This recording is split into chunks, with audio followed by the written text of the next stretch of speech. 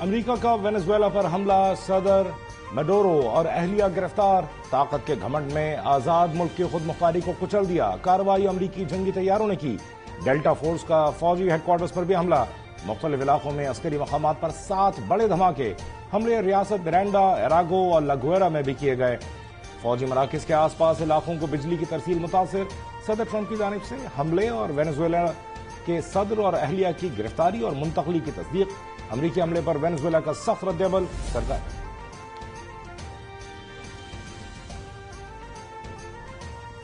امریکی حملے پر وینزویلا کا سخت رد عمل، سرکاری ترجمان کے مطابق حملے کا مقصد وینزویلا کے تیل اور معدنیات پر قبضہ کرنا ہے۔ امریکہ ہمارے وسائل حاصل کرنے میں کامیاب نہیں ہوگا۔ نائب صدر کا کہنا ہے کہ صدر مڈورو اور اہلیہ کے بارے میں نہیں جانتے کہ وہ کہاں ہیں اور کس حال میں ہیں، دونوں شخصیات کے زندہ ہونے کا ثبوت دیا جائے۔ وینزویلا کے صدر کا حملوں کے بعد ملک میں ایمرجنسی نافذ کرنے کا اعلان۔ وینزویلا پر حملے پر دنیا بھر میں شدید رد عمل، روس، ایران، کولمبیا اور کیوبا کی مذمت، روس کا کہنا ہے لاطینی امریکہ زون آف پیس برقرار رکھنا چاہتا ہے، بات چیت سے راستہ تلاش کیا جائے، ایران کا کہنا ہے کہ وینزویلا کی خود مختاری پر حملہ کیا گیا، سلامتی کونسل فوری کارروائی کرے، اسپین کی وینزویلا مسئلے پر ثالثی کی پیشکش، برطانیہ کا حملے سے اظہار لا تعلقی۔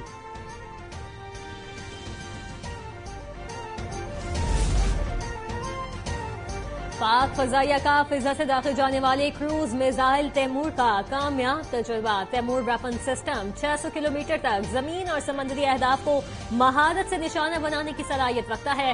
تیمور کروز میزائل جدید نیویگیشن اور گائیڈنس سسٹم سے لیس ہے۔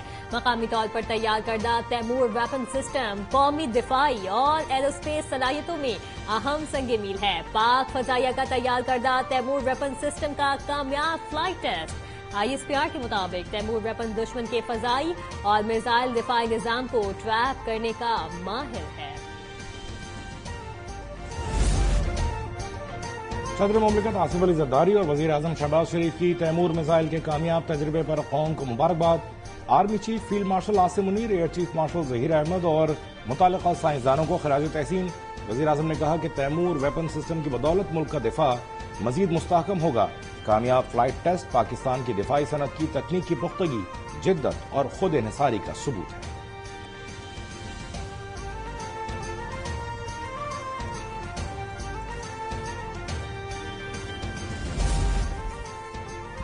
نائب وزیر اعظم اور وزیر خارجہ اسحاق ڈار کا بیجنگ پہنچ گئے۔ پاک چین وزیر خارجہ 7واں اسٹریٹجک ڈائیلاگ کل ہوگا۔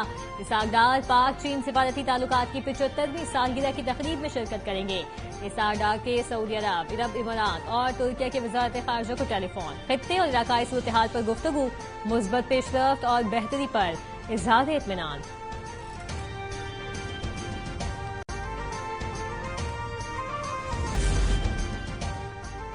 وزیر اعلیٰ کے پی سہیل آفریدی کے ناقابل ضمانت وارنٹ گرفتاری جاری، اداروں پر الزامات اور ساکھ متاثر کرنے کے الزامات پر سماعت، اسلام آباد کی مقامی عدالت کا سہیل آفریدی کو گرفتار کر کے پیش کرنے کا حکم۔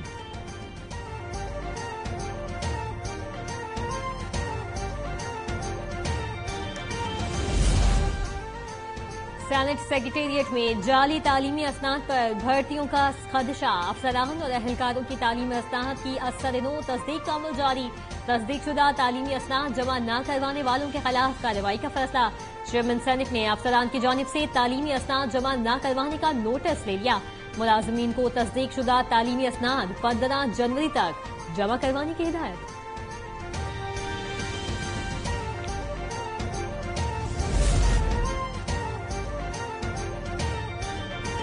کراچی میں پانی، سیوریج، سڑکیں اور انفراسٹرکچر کے مسائل سابقہ شہری حکومتوں کی غفلت نے جنم دیے۔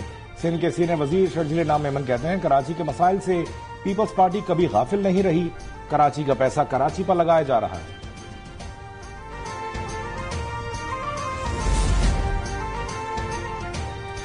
ایم کیو ایم پاکستان نے کراچی بچاؤ مہم کا اعلان کر دیا۔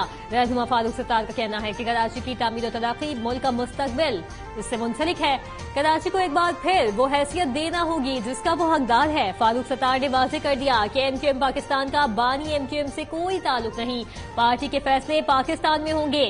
ملک کے عوام اور افواج پاکستان شانہ بشانہ سیسا پلائی دیوار ثابت ہوئے۔ 2026 का पहला सुपर मून पूरी आबोताब के साथ जलवा फरोज हो गया। पाकिस्तान में सुपर मून शाम 5:51 पर तुलू हुआ।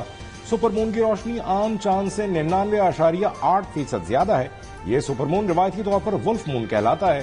सुपर मून साल के फलकियाती मज़ाहिर में इब्तदाई नुमाया वाक़या है। इस दौरान शहाबी बारिश अपनी इंतहा पर होती है।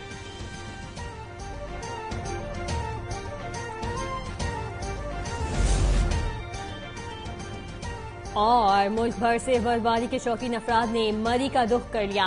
हल्की बर्फबारी के बाद मलका कौसार का मौसम खुशगवार और सर्द। पतरियाटा, पिंडी पॉइंट, कश्मीर पॉइंट और भूलबन में सयाहों का रश। अवाम गर्म मशरूबात और खानों से लुत्फ अंदोज हो रहे हैं।